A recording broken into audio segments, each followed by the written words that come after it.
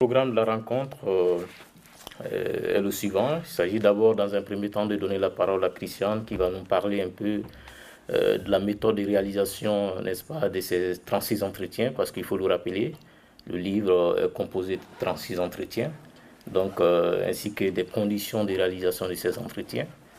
Et ensuite, Richard interviendra pour un peu, n'est-ce pas, parler de l'ouvrage. Mais il ne s'agira pas de tout dire. Donc, et enfin, nous allons passer la parole au public s'il y a éventuellement des questions et même des contributions. Donc, Richard est né vers 1940 au Soudan, Mali actuel, dans l'ancien empire colonial français. Il est mécanicien de formation, il faut le dire. Et il a occupé plusieurs responsabilités au sein de la CFDT et par la suite qui est devenue la CMDT, la Compagnie malienne de développement du textile. C'est un homme politique très engagé, un syndicaliste aussi, et surtout un homme de culture. Christiane est enseignante à la retraite. Et vous connaissez Richard il y a plus de 50 ans. Oh oui, plus. Ah, ouais. On compte plus. Voilà. Donc voilà, la première question, c'est un peu de savoir les conditions de réalisation de cet ouvrage et surtout le choix du genre littéraire. Pourquoi les entretiens?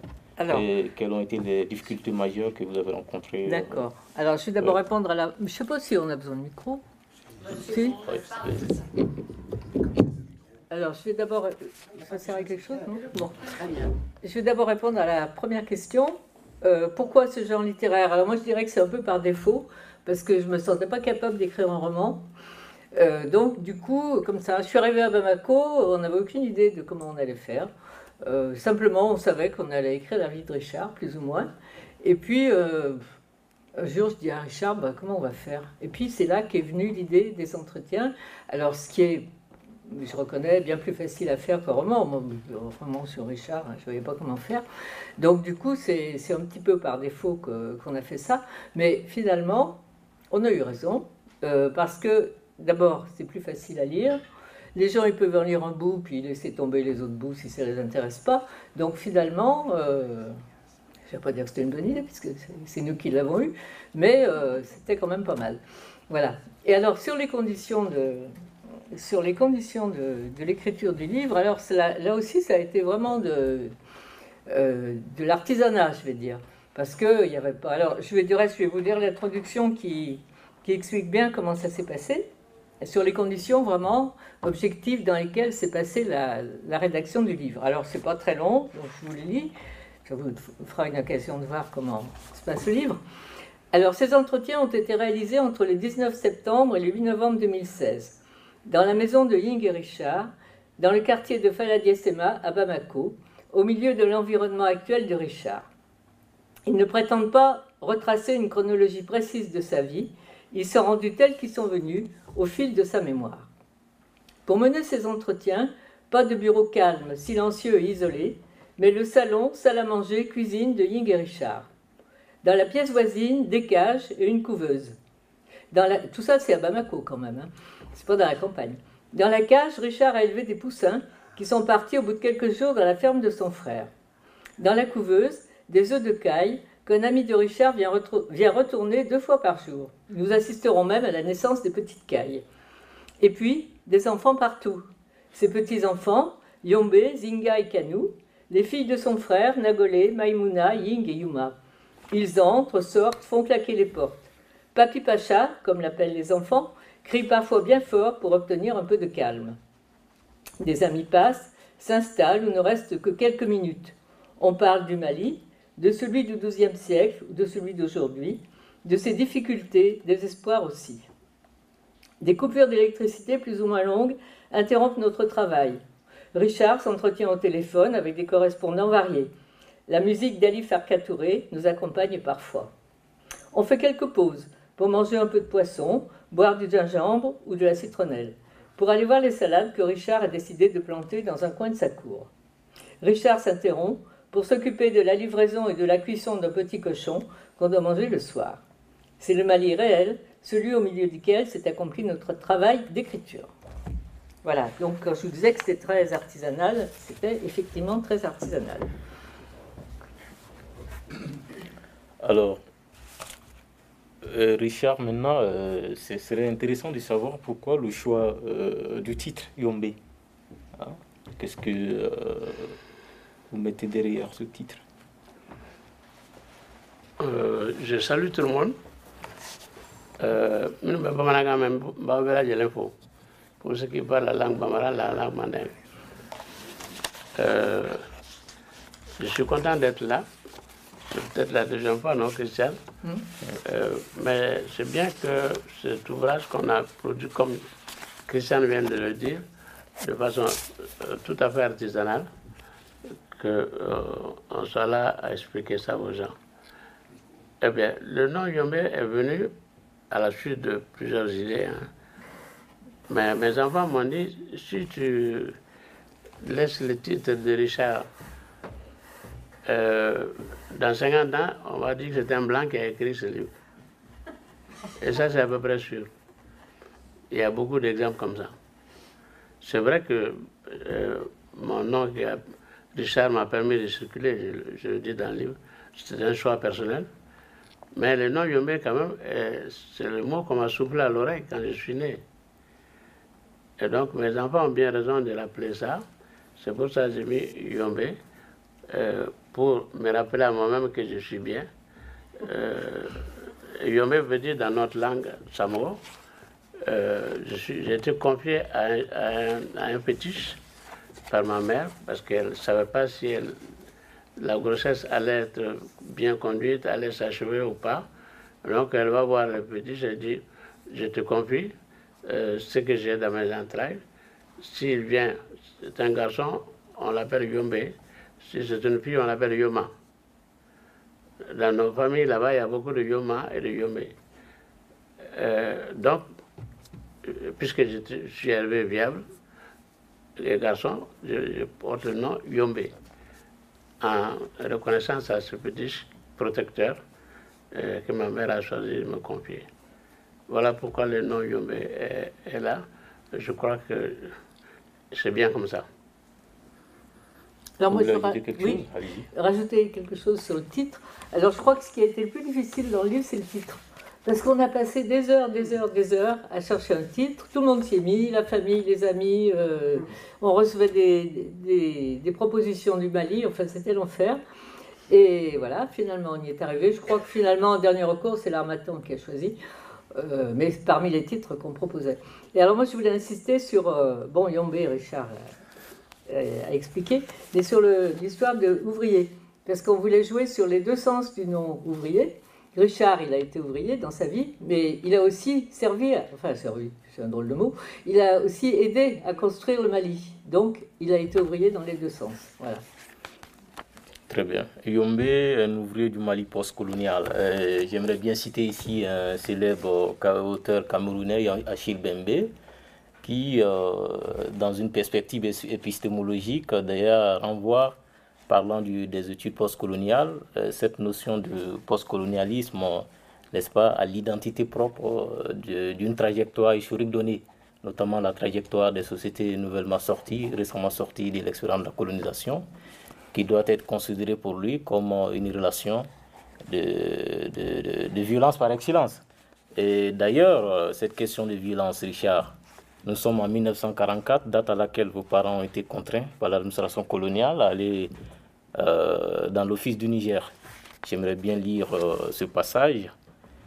Pour nous, l'exil commence donc en 1944. L'administration française a affrété des camions gazogènes pour transporter les femmes et les enfants.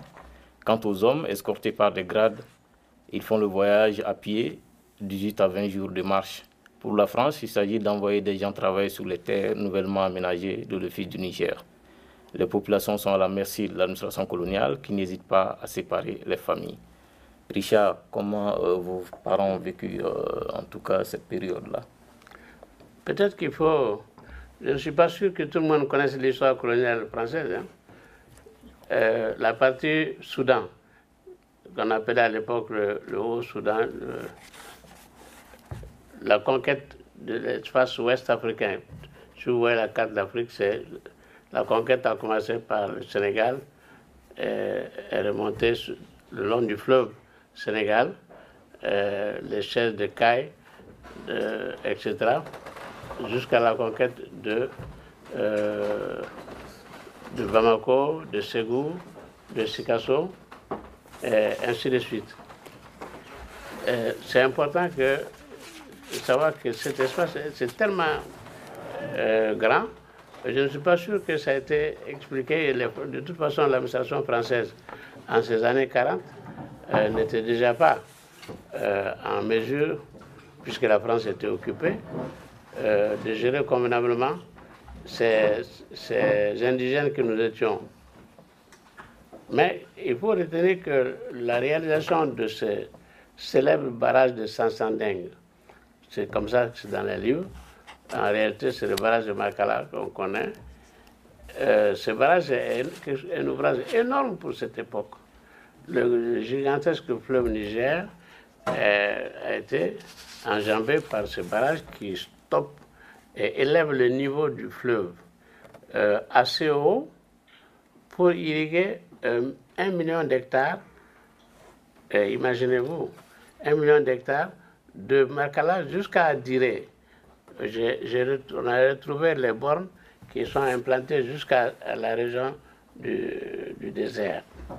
Donc, cet ouvrage avait pour objectif d'irriguer, et c'est pas tout, la France avait pour objectif de faire du coton pour s'opposer au coton anglo-égyptien qui était fait par les Anglais en Égypte. Et cette rivalité a conduit à ça.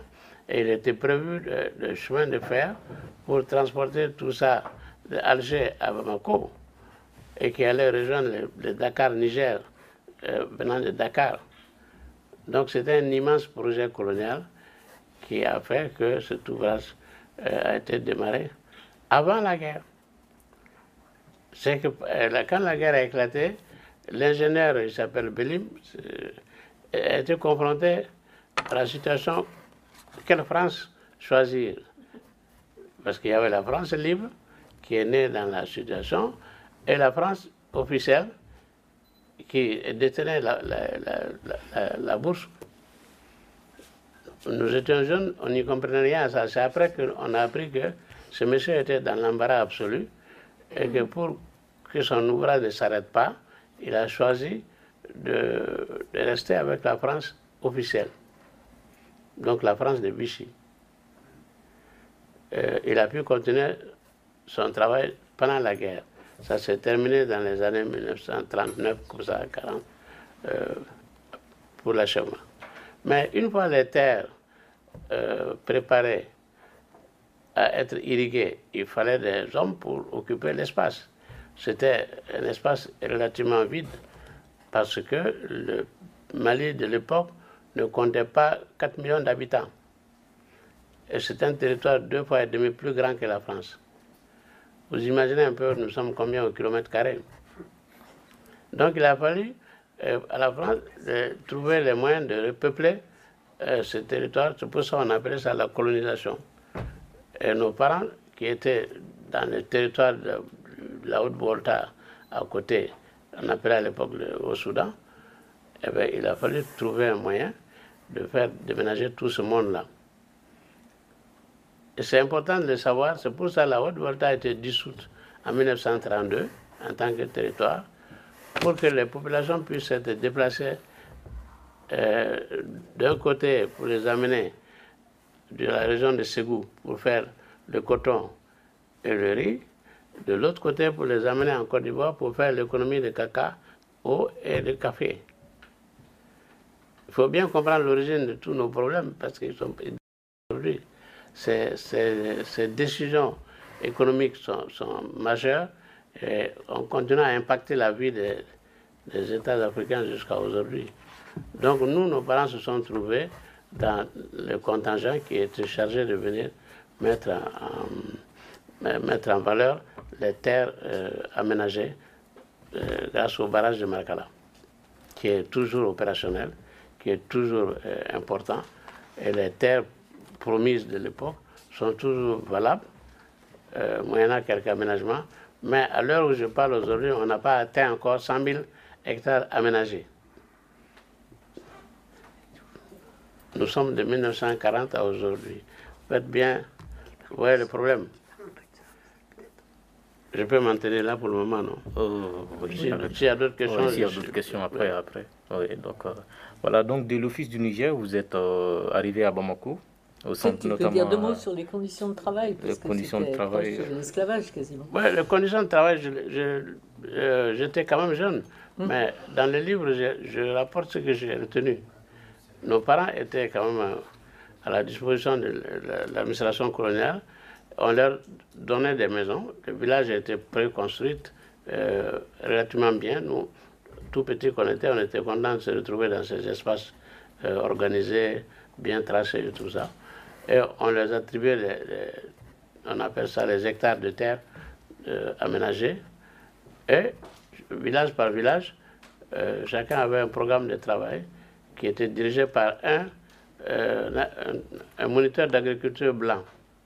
C'était important à l'époque parce que il n'y avait pas suffisamment de cadres africains formés pour mener ce travail. Et les objectifs de l'homme blanc, on n'en savait pas grand-chose, nous. Alors donc, ces conditions de travail étaient parfaitement coloniales.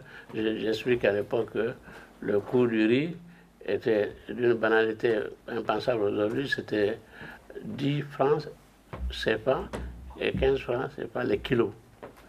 C'est-à-dire avec 10 000 francs, vous avez une tonne de riz, une tonne de paddy. Et avec 15 000 francs, vous avez une tonne de paddy. Je vois. Très bien. Mais ces riz étaient destinés à l'armée française. Oui, les tirailleurs sénégalais, ils aimaient plutôt le riz que de... Chacun se souvient de cette chanson engagée volontaire. Nous, on ne veut pas de galons, mais on veut du riz. La chanson des tirailleurs sénégalais. Vous la connaissez tous? Non.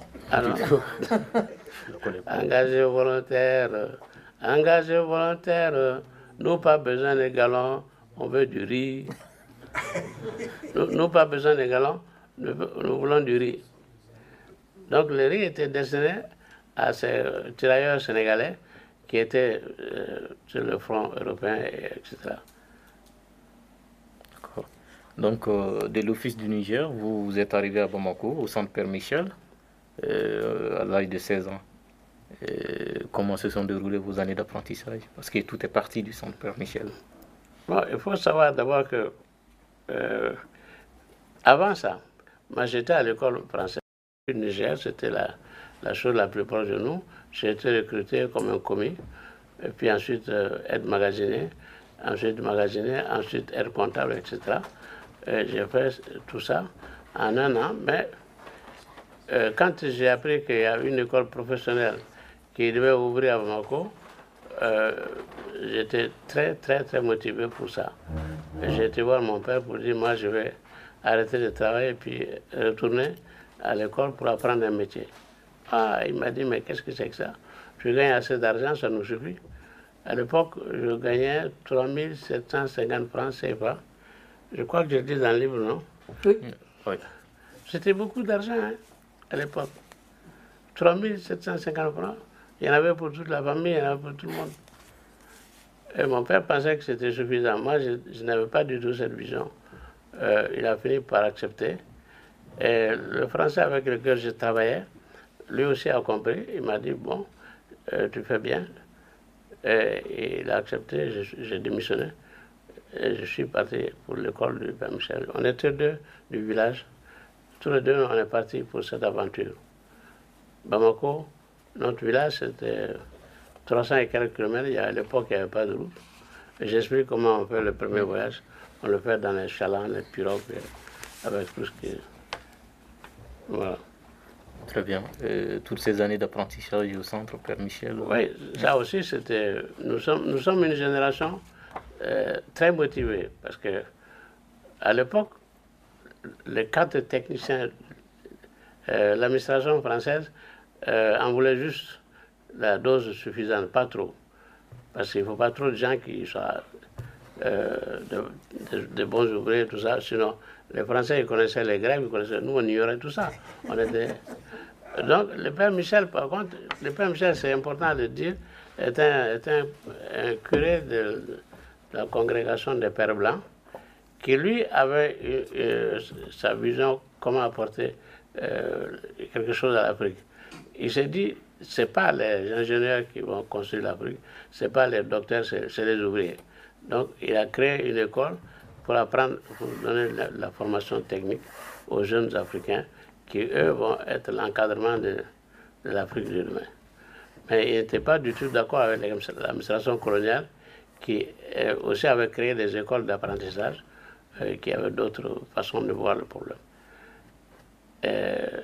Nous, on a suivi les 3 années de formation à l'école du Père Michel de façon tout à fait exceptionnelle pour l'époque. Parce qu'il ne se contentait pas de nous apprendre la technique, la technologie, mais il nous informait aussi. Et il nous cultivait aussi. Il nous apprenait aussi à prendre des initiatives, à réfléchir. Je crois que dans le livre, c'est assez bien expliqué. Oui, c'est assez bien détaillé. C'est assez bien détaillé.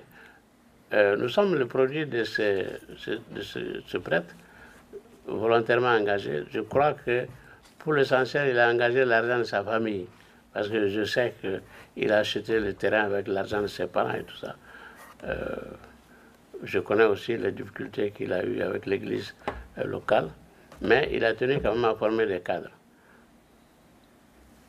Et nous sommes le produit de cette école. Je suis de la première génération de l'école, 1956-1959. Très bien. Cette école existe toujours à Bamako, puisqu'on est allé la visiter avec Richard et on a même été reçu quand on est allé... on a fait un petit tour pour présenter le bouquin au Mali. Et donc, il y avait une grande fête à l'école du Père Michel, il est mort, bien sûr, depuis longtemps, mais l'école a gardé son nom. Et donc, on a été invités à parler. Il y a même des élèves du centre qui ont mimé des scènes de la vie de Richard. Alors ça c'était vraiment marrant, parce qu'ils étaient là, et c'était vraiment bien fait. Quand le directeur nous avait dit on va mimer, je me suis dit fou cet homme, jamais ils vont y arriver. Puis ils s'en sont drôlement bien sortis. Ah oui. Et c'était très drôle et très bien vu.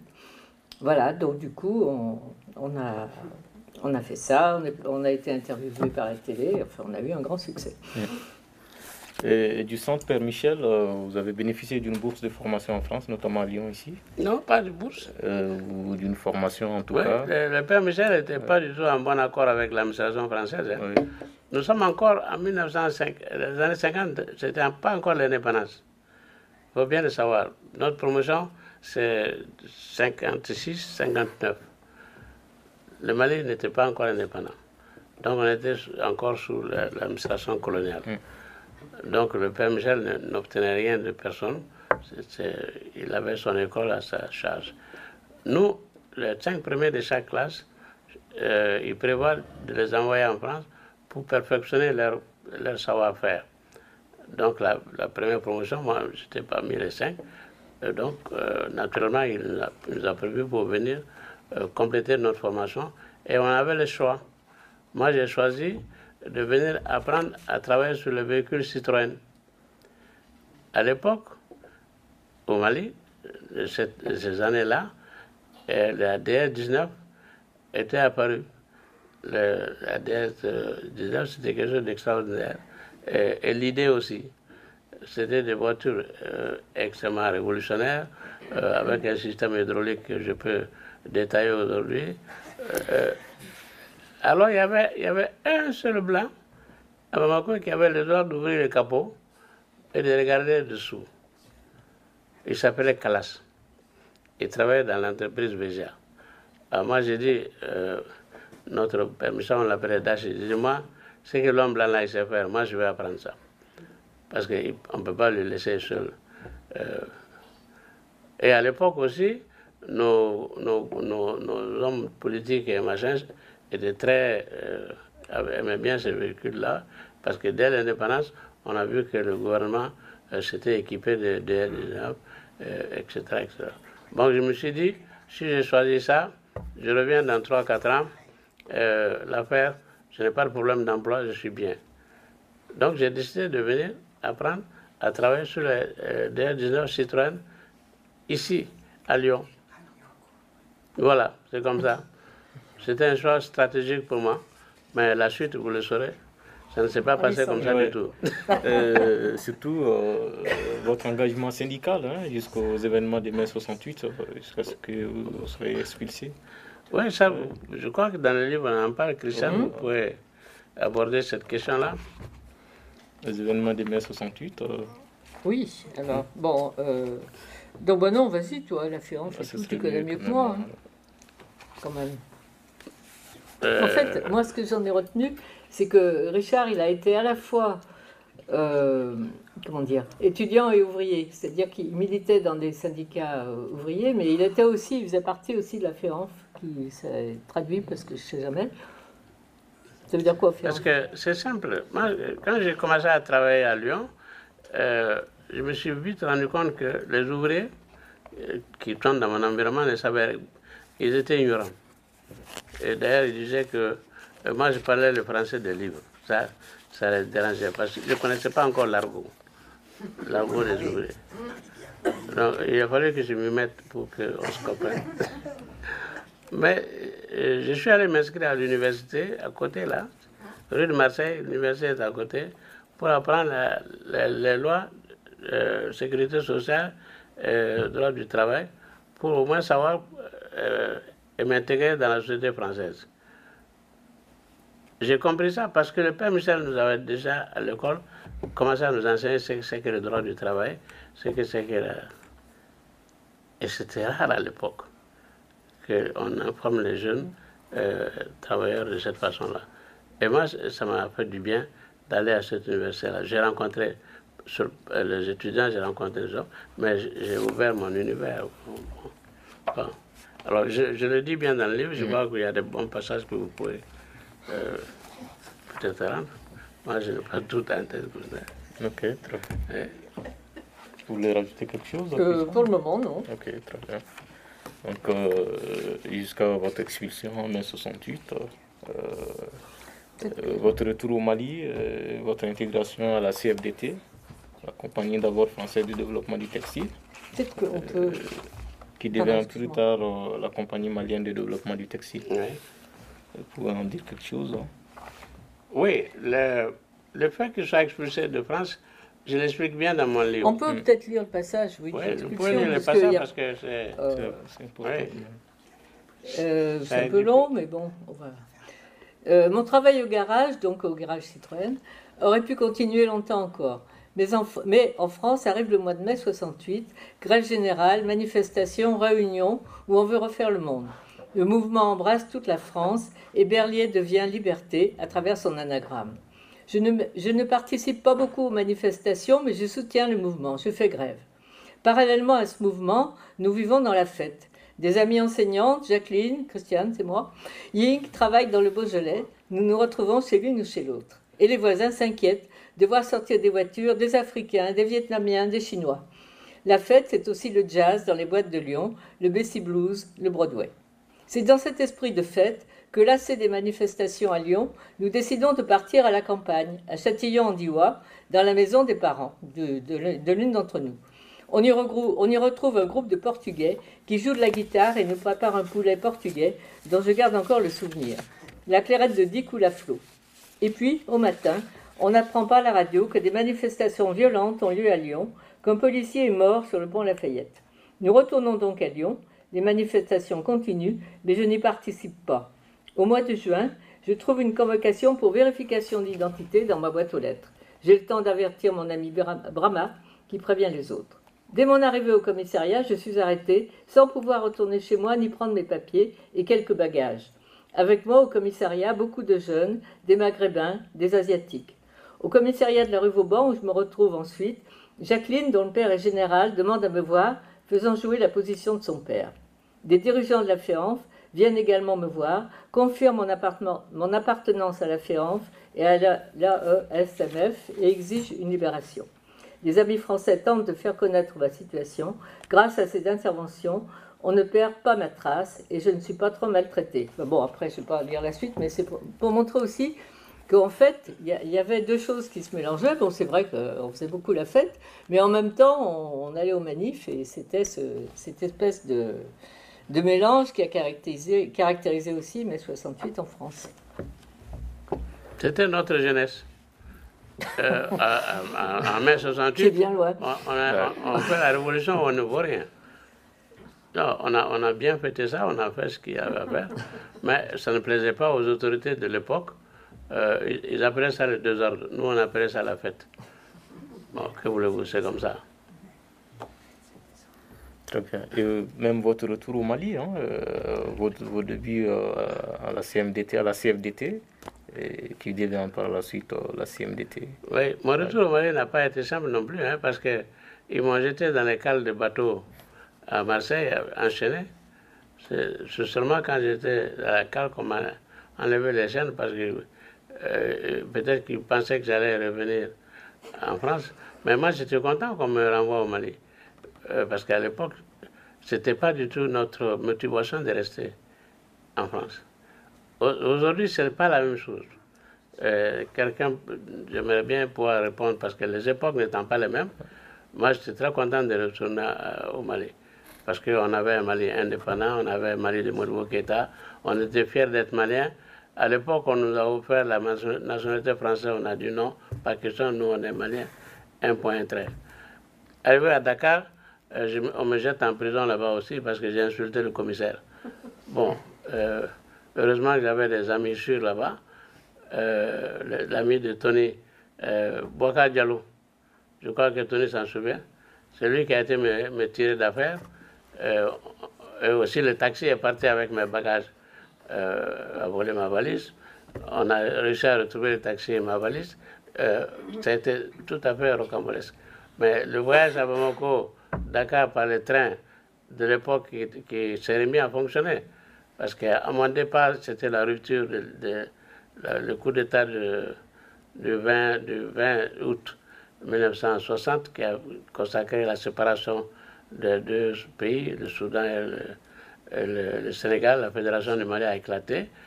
La ligne a été rétablie, donc j'ai voyagé par Dakar-Niger pour retourner à Bamako avec ma valise. J'arrive à Bamako, c'était la pleine révolution, c'était le régime de Modibo. Mes amis étaient tous engagés à fond dans cette affaire, alors que nous, à l'association, je l'explique dans mon livre, on n'était pas d'accord avec la ligne de Modibo à l'époque. Dès que j'exprime mon point de vue, mon ami qui était commissaire de police et très bien placé dans l'hiérarchie politique, a dit attention Richard, si tu n'étais pas mon ami, je te mets en tôle. Ah, comment ça? J'ai dit mais attention, hein, on ne discute pas les choses ici. Hein.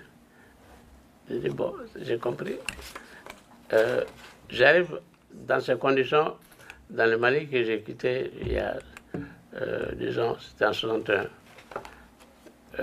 Naturellement, je vais directement au village pour voir mes parents, pour les rassurer, parce que j'avais fait savoir que les Blancs m'avaient attrapé et m'ont mis en prison. Je ne suis pas sûr d'arriver vivant au pays. Donc, je suis parti à la maison, au village, pour aller les rassurer. C'est là que j'ai reçu un télégramme pour me dire que Yin est arrivé à Bamako. Ah, j'ai dit ça, c'est un autre problème. On continue. Très bien. Voilà, jusqu'à vos débuts à la CFDT. Oui, là aussi, c'est un événement à la fois tragique et heureux, parce que le père Michel voulait que je vienne enseigner à l'école. Et moi, ça me plaisait bien, j'allais pouvoir rendre ce que j'ai appris, mais il fallait pas faire ça, parce que les clergés du Mali, qui sont mes amis pourtant, on lui a dit attention, hein, Richard est devenu communiste, on ne peut plus le... Ah non, dans l'enseignement catholique, c'est pas possible. Donc ils ont rejeté ma candidature pour être professeur à l'école du Père Michel parce que j'étais communiste. Moi-même, je ne le savais pas, mais enfin, c'est pas grave. Mais le Père Michel, voilà quelqu'un qui ne se décourage pas, qui a dit, bon, ne t'inquiète pas, je vais t'aider. Et il a été parlé de moi à cette compagnie française qu'on appelait CFDT, qui n'est pas la même chose que les syndicats français. C'est Compagnie française pour le développement des textiles. Il y a un monsieur là-bas qui s'appelle M. Doué, quelqu'un d'extrêmement bien. Il a dit, moi je suis d'accord, je vous prends à l'essai. Et j'ai été embauché à la CFDT.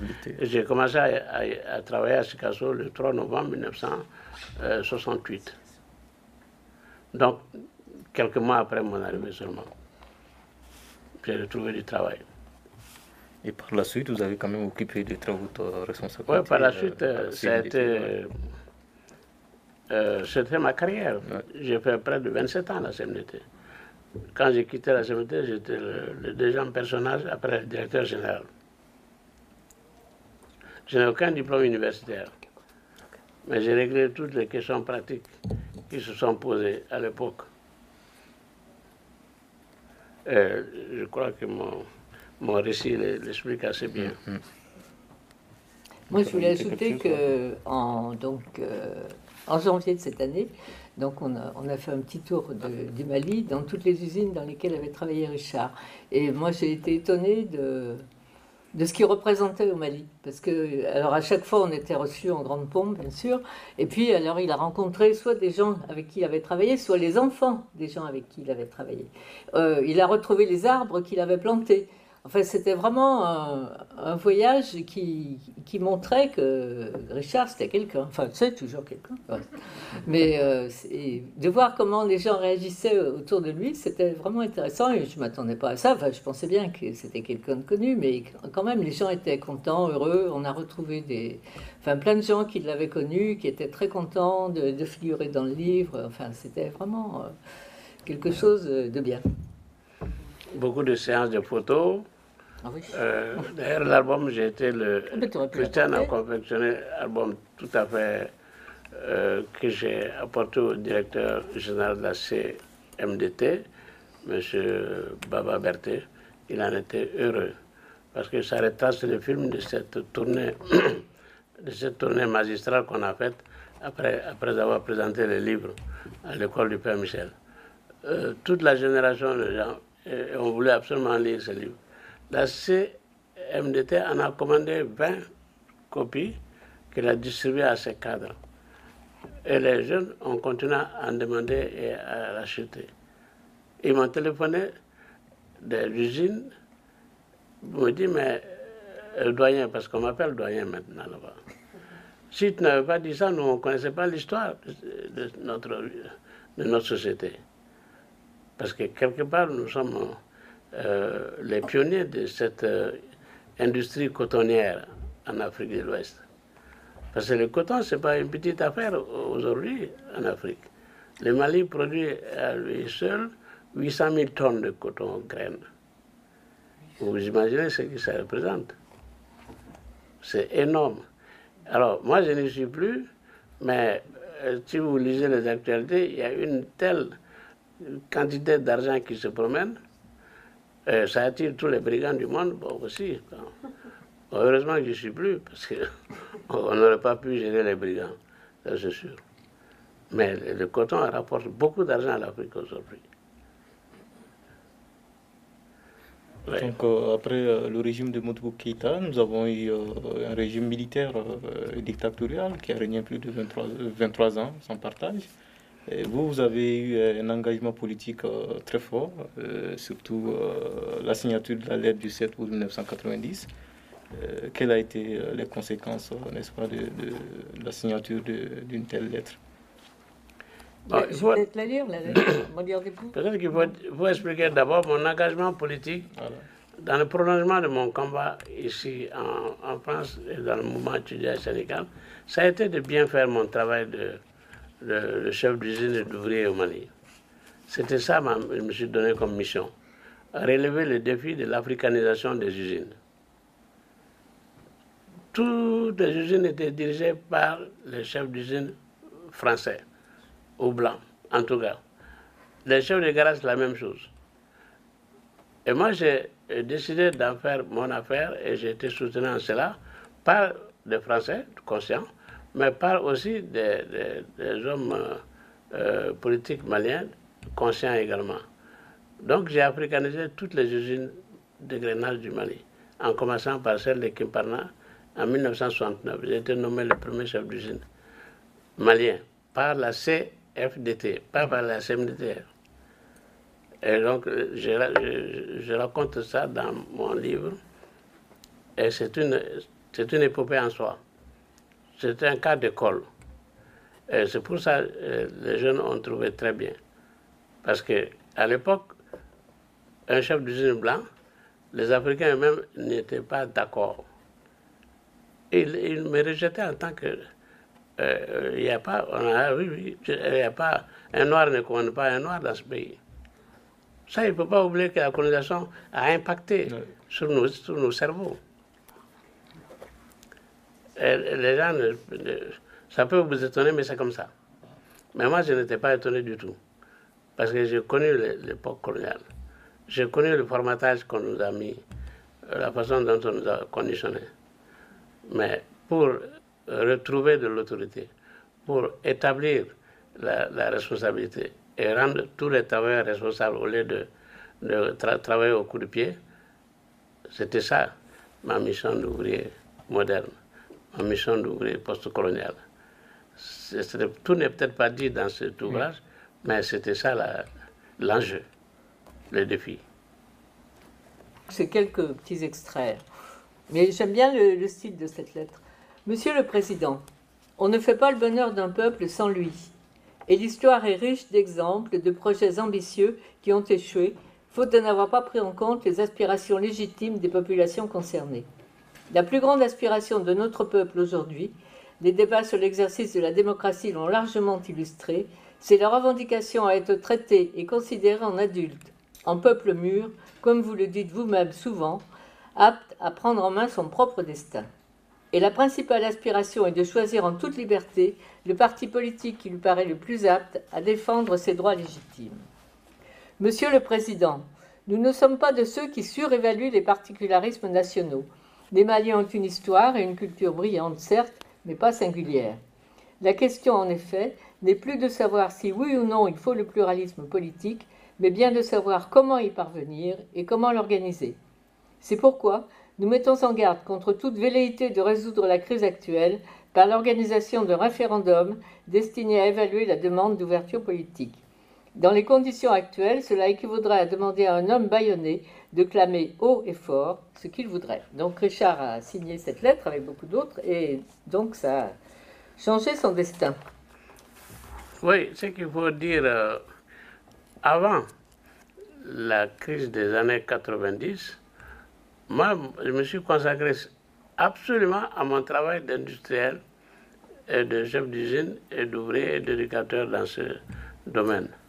Mais quand le pays est en situation de crise, il convient et il faut, et moi je suis de cela, il faut choisir, il faut prendre position. Prendre position, c'est donner son avis sur les questions essentielles.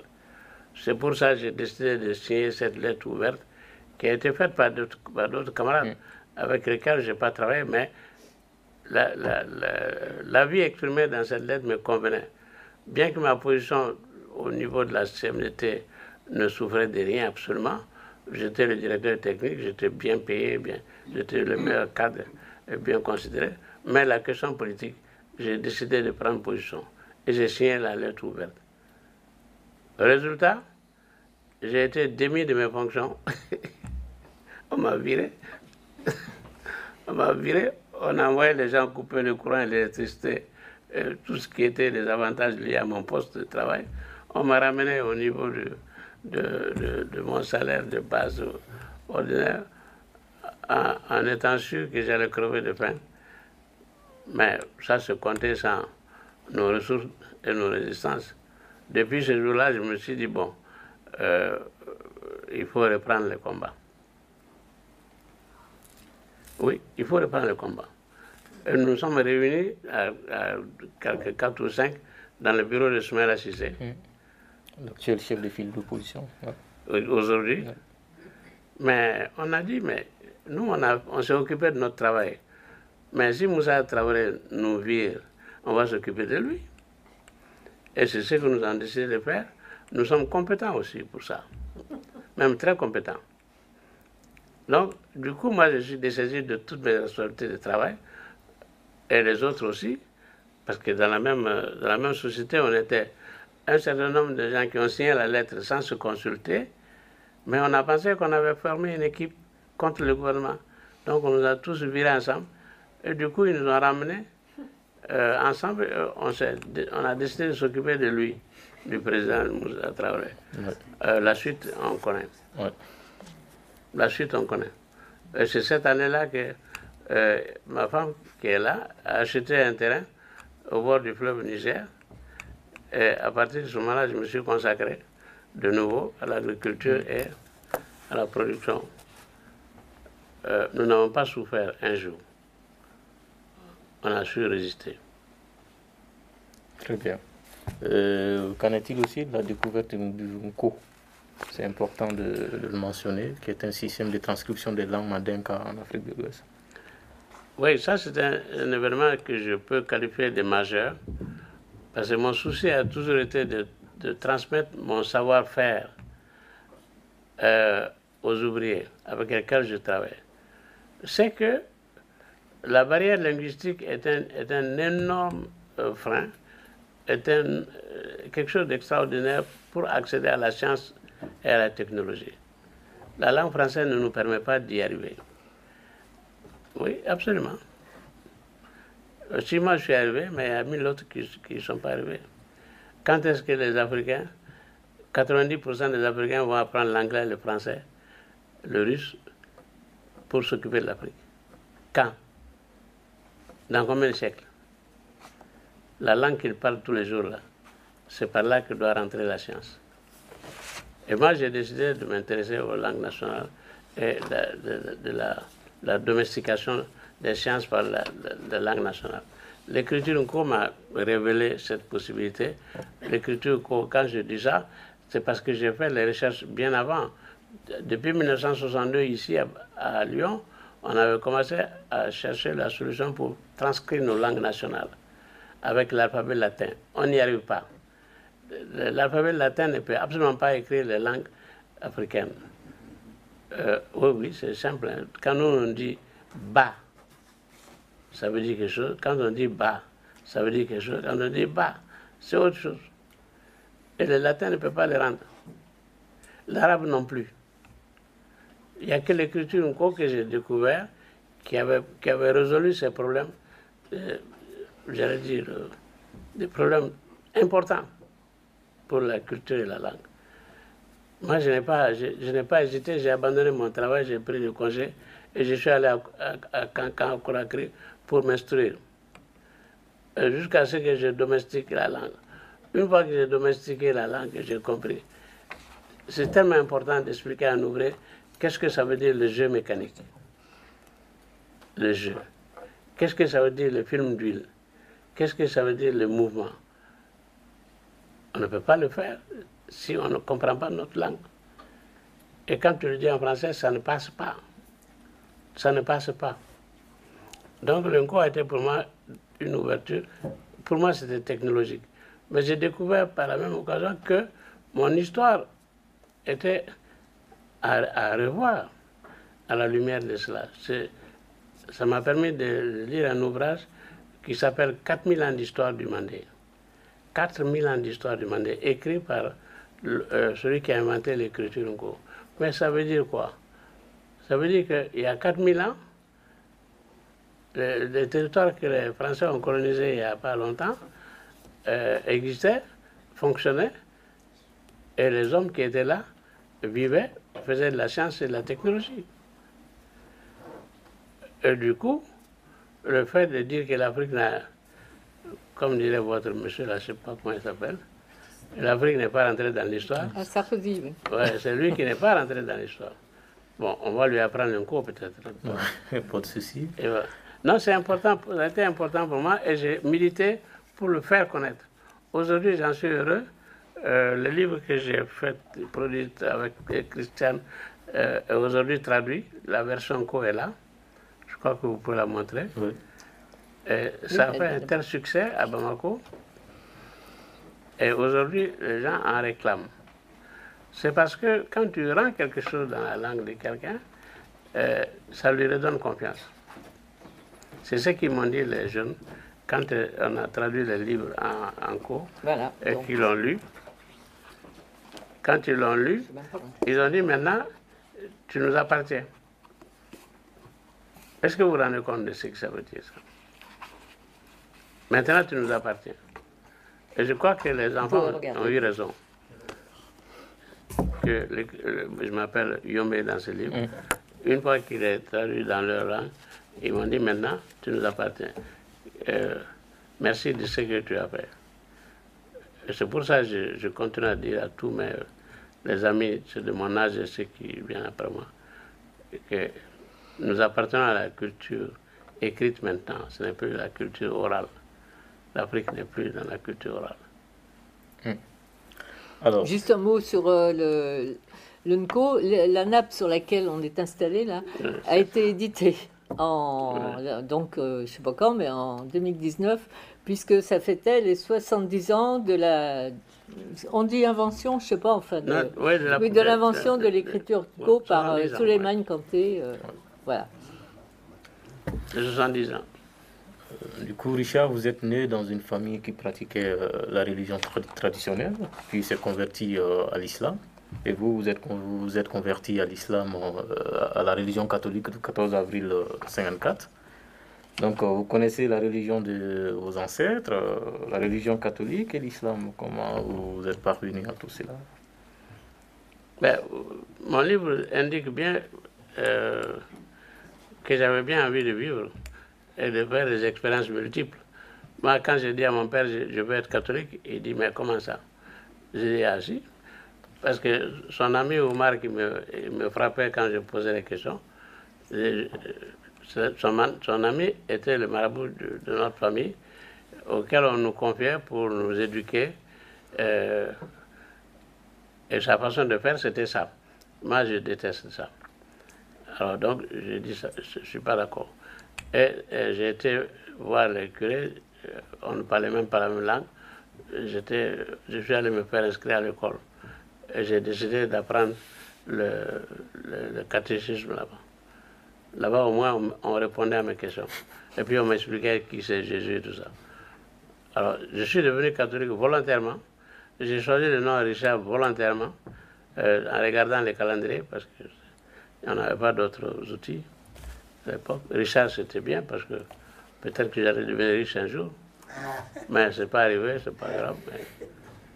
Mais c'est quand même, c'est donc que j'ai choisi. Mais j'ai pratiqué la religion catholique jusqu'à la rencontre avec le Père Michel, tout ce que j'ai vécu. Et à l'heure d'aujourd'hui, je suis en très bonne relation avec l'Église catholique. J'ai été invité par le cardinal il n'y a pas longtemps. On a passé une journée ensemble. Et il a lu mon livre, il en est très content. Mais cela ne m'a pas suffi. Parce que quand même, je me suis posé énormément de questions et j'ai eu des bonnes réponses. Moi, je suis arrivé à l'idée que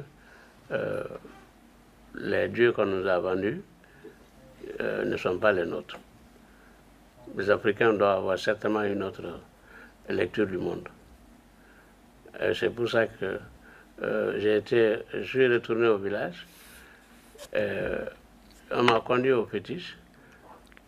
Les fétiches qui ont fondé notre village, notre machin. L'interface s'est adressée aux fétiches dans une langue que je connais. Et j'ai été présenté aux fétiches. Je crois qu'après cette séance, je me suis rendu compte que mes ancêtres sont plus proches de moi que les dieux venant d'ailleurs.